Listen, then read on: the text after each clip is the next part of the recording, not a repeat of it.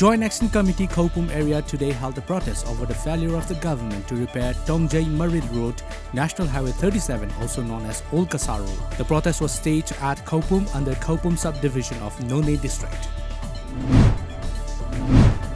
Evangelical Church Association ECA today celebrated its Diamond Jubilee. The church is located at Phaitol village under Tosem subdivision of Tamenglong district.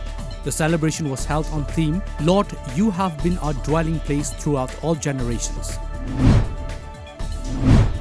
A team of Thoubal Police Commando arrested an overground worker of the band outfit Pripak Pro during counter-insurgency operation at Charangpat Mamanglekai near Sajjal Academy at around 10 am.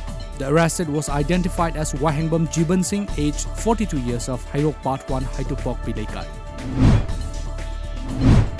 Manipuri Youth's Front Assam MYFA today organized the 89th awareness campaign on Manipuri language at Jirighat, Lakhinagar village under Lakhipur constituency of Jiribam. Our Jiribam correspondent reports that Ampal President A. Lili Singha, Jimpal President Imam Mema Devi, MIFA President Seram Herajit, AIPPC Working President Ahmed Chaudhry and others took part in the campaign.